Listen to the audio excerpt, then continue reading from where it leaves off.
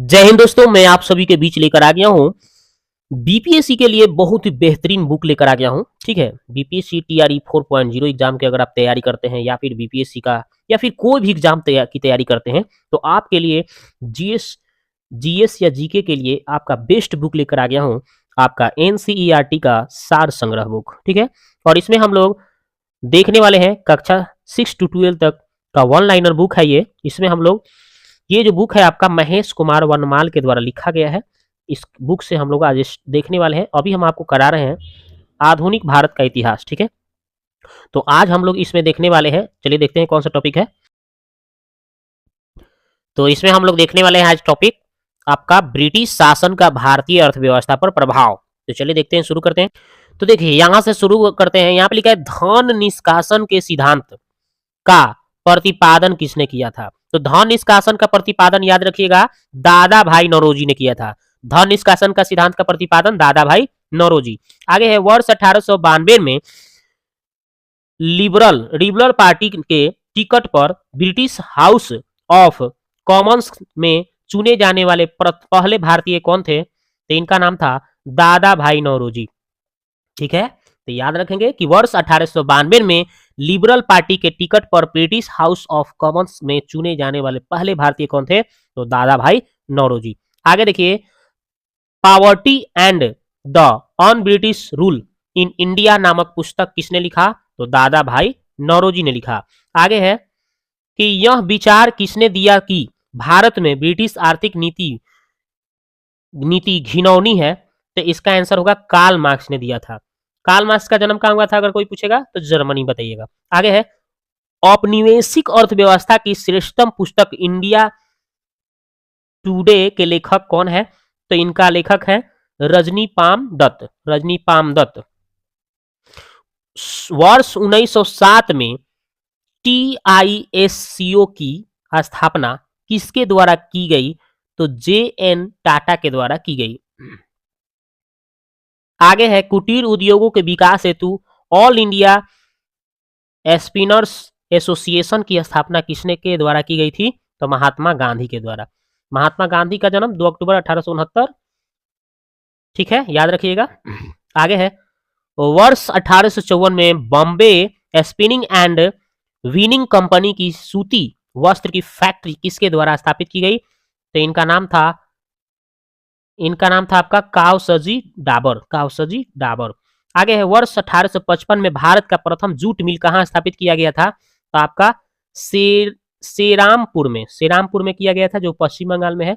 आगे है भारत का प्रथम चाय बागान कब स्थापित हुआ था। तो वर्ष 1833 में चाय का बागान स्थापित किया गया था भारत में। प्रसिद्ध इतिहासकार के एम पनिकर ने 1765 से 72 ईस्वी के काल को डाकू राज कहा है। डाकू राज कहा है, याद हो गया। ये प्रसिद्ध इतिहासकार के एम पनिकर ने 1765 से 72 के काल को डाकू का राज कहा जाता है। आगे देखिए इसमें कुछ दिया है प्रमुख कृषि पद्धतियां। प्रथा है, इधर विशेषता लिखा हुआ है। तो चलिए देखते हैं इसको। इसमें देखिए बताया गया है ये प्रथा है तीनकठिया प्रथा। विशेषता क्या है, इस प्रथा के अंतर्गत चंपारण बिहार के, जो कि बिहार के चंपारण जिला पर पड़ता है, तो बिहार के चंपारण जिला के किसानों को अपने अंग्रेज बागान मालिकों के अनुबंध पर अपनी भूमि के 3/20 भाग पर नील की खेती करना अनिवार्य होता था। यानी 20 कट्ठा में 3 कट्ठा नील की खेती करना एकदम अनिवार्य बना दिया था सब। अनुबंध मजदूर बना लिया था सब। कौन? अंग्रेज सब। ठीक है, इसको 3 कठिया खेती के नाम से जाना जाता है। आगे है ददनी प्रथा। इस प्रथा के अंतर्गत ब्रिटिश व्यापारी भारतीय उत्पादकों, कारीगरों, शिल्पियों आदि से निर्मित माल प्राप्त करने के लिए अग्रिम अथवा पेशगी के रूप में धन देने होते थे, जिसको ददनी प्रथा के नाम से जाना जाता है। ठीक है, चलते हैं आगे। और 3 कठिया खेती बहुत इंपॉर्टेंट है। और ये जो आपका इसका जो समाप्त करने का श्रेय जाता है, यानी इससे छुटकारा दिलाने का श्रेय किनको जाता है। तो गांधी जी। ठीक है, आगे देखिए अब ब्रिटिश कालीन भू राजस्व व्यवस्था। तो देखिए अस्थाई बंदोबस्त या जमींदारी बंदोबस्त। ठीक है, दूसरा है रैयतवाड़ी और तीसरा है महालवाड़ी। तो अस्थाई बंदोबस्त में क्या है, लॉर्ड कार्नवालिस है। लॉर्ड कार्नवालिस ये 1793 में आया था। और रैयतवाड़ी के रूप में इनको जाना जाता है टॉमस मुनरो, जो 1820 में आए थे। आगे है, और महालवाड़ी जो आपका होल्ट मैकेंजी के रूप में जाना जाता है 1822 में। आगे है, इसी में बताया गया है कि बंगाल, बिहार, उड़ीसा, उत्तर प्रदेश, बनारस और उत्तरी कर्नाटक, या 1700 जो आपका 93 में आए थे, कौन, लॉर्ड कॉर्नवालिस, इसके बारे में बताया जा रहा है कहाँ कहाँ। ठीक है, उसके बाद में है समस्त ब्रिटिश भारत का 19%। ठीक है, ये 19% जो था वहाँ पे क्या किया गया था, तो यहाँ पे आपका अस्थाई बंदोबस्त या जमींदारी बंदोबस्त के रूप में लॉर्ड कॉर्नवालिस के द्वारा इसमें कर लगाया गया था इनको 19%। आगे फिर इसी में है कि भूमि अधिग्रहण सदैव के लिए जमींदारों को, फिर उसके बाद में ब्रिटिश सरकार को राजस्व देने की जिम्मेदारी या जमींदार की ये सब होती थी। आगे है, फिर इसमें देखिए टॉमस मुनरो के 1820 में जो था बम्बई, मद्रास, असम में ये आपका क्या था, रैयतवाड़ी चला था ये, और समस्त ब्रिटिश भारत का कितना 51% लेता था कर, और भूमि का मालिक किसान और ब्रिटिश सरकार को राजस्व देने की जिम्मेदारी किसान की थी। और आगे है, उसको कर की दर जो था 33 से 55% उसकी कर देना पड़ता था। ठीक है, फिर इसमें जो था आपका जो महालवाड़ी के रूप में कर लेता था लोग होल्ट मैकेनिज के शासनकाल में 1822 में जो हुआ था, ये कहाँ कहाँ होता था, उत्तर प्रदेश, मध्य प्रांत, पंजाब, और ये समस्त ब्रिटिश भारत का 30% देता था, और भूमि पर गांव का अधिकार था।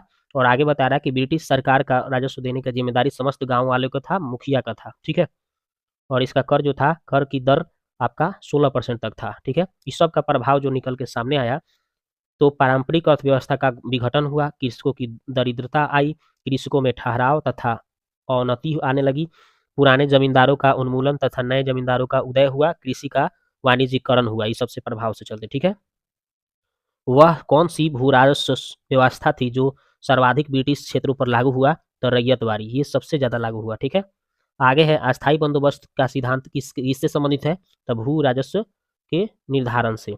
आगे है आपका कि भारत में रेलवे का जनक, तो लॉर्ड डलहौजी को भारत का रेलवे का जनक माना जाता है। लॉर्ड डलहौजी जो था भारत के रेलवे का जनक माना जाता है। डलहौजी के प्रयत्नों के कारण ही महाराष्ट्र में 1853 में मुंबई से थाने तक प्रथम रेल का चलाया गया था। ठीक है, पूछेगा कि रेलवे का जनक, तो लॉर्ड डलहौजी।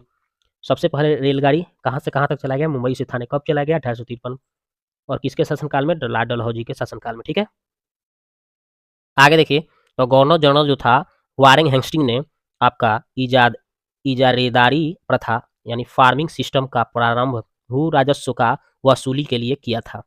ठीक है, गवर्नर जनरल जो था वारेन हेस्टिंग्स जो था आपका, ये फार्मिंग सिस्टम का प्रारंभ भू राजस्व की वसूली के लिए किया था। ठीक है, याद रखिएगा।